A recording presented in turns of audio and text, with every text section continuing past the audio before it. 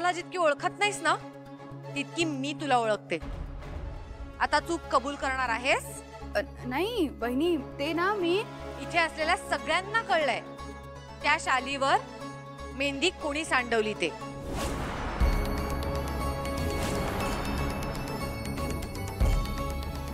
उगाच 4 लोकांसमोर तमाशा नको. आतापर्यंत तुझ्या मुस्काडीत पडली पाहिजे होती. पण बहिणी, प्रत्येक वेळी मला मला तूच म्हणालीस ना चूक तिथे शिक्षा. दामिनी, तू स्वतःच्याच थोबाडीत मारून घे. काय? देवी आई,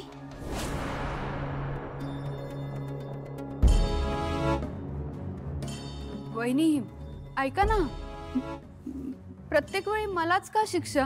कारण प्रत्येक वेळेला तू चुकतेस. नाही वहिनी, मी एकटीच नाही चुकत प्रत्येक वेळी. चुकून झाली तर ती चूक असते, जाणून बुजून केला तर तो गुन्हा असतो.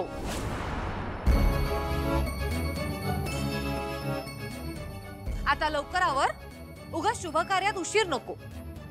वहिनी नको ना प्लीज. दामिनी, वहिनींनी सांगितले ते कर, नाहीतर मी करेन ना.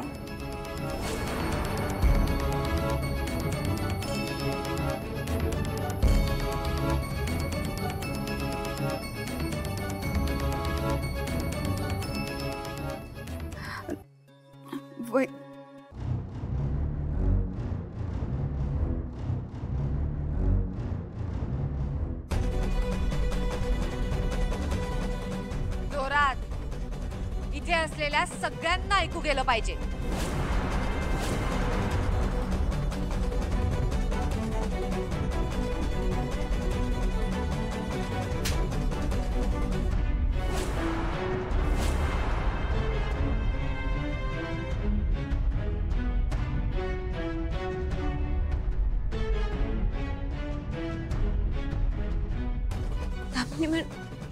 देवी आई, बस झाला तर अजून नको.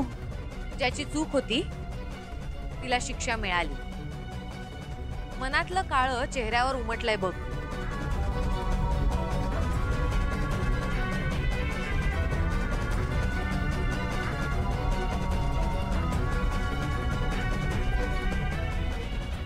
दिशा, अरे वा,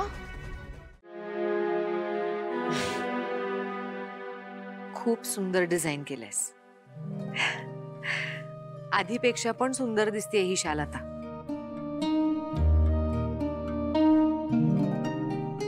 तुला वेळ मिळाला की माझ्या एखाद्या साडीवर किंवा शालीवर असं डिझाईन करून देशील मला? हेच तर वैशिष्ट्य असतं एका गृहिणीचं. ती बिघडलेला पदार्थ सुद्धा परत चविष्ट करून दाखवते.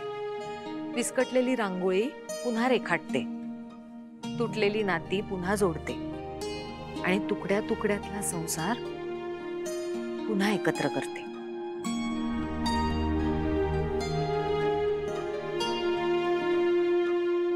पारू, मला अभिमान वाटतो तुझा.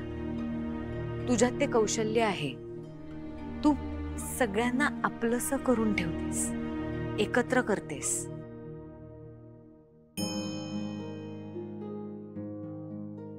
तुझा आणि हरीशचा संसार नक्की सुखाचा होईल याची खात्री आहे मला. माझा निर्णय योग्यच होता. आणि लग्नात ह्या अशा छोट्या छोट्या गोष्टी होतच राहतात. चला ये.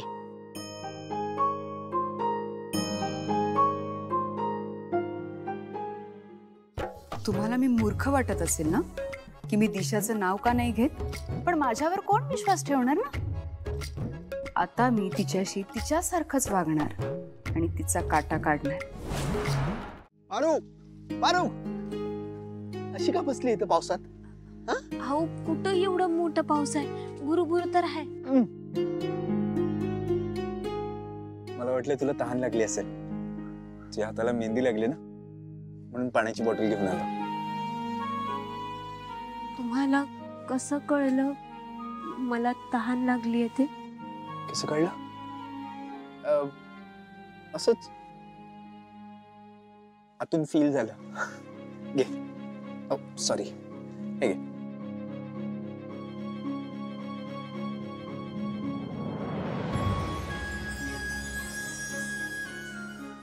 ओ सॉरी.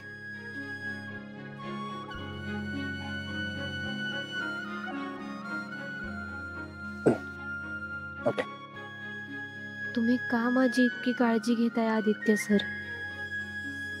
मी माझ्या बाजूने तुमची काळजी घेते, त्याला काहीतरी कारण आहे. मी मनातल्या मनात तुम्हाला माझा नवरा मानलंय, पण आदित्य सर, तुम्हाला तर आपल्या नात्याचं हे सत्य बी माहित नाही. तरी बी अरे सॉरी. तू हरीशशी बोलायला आली आणि आम्ही तुला बोलूच दिलं नाही. हा प्रीतम आहे ना, मूर्ख आहे. राहू द्या सर, काही बी हरकत नाही. मी नंतर नक्की बोलीन हरीश सरांशी. ओके.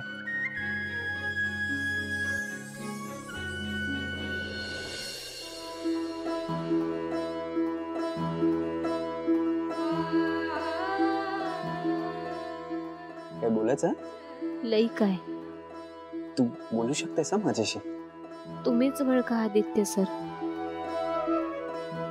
अशी एखादी सुपर पॉवर पाहिजे ना, समोरच्याच्या मनातलं सगळं ओळखता येईल. मग ती सुपर पॉवर का नाही तुमच्या जवळ? एनिवे, तुला जेव्हा सांगायचं तेव्हा सांग. ओके. एनिवे, चल मी तुला सोडतो.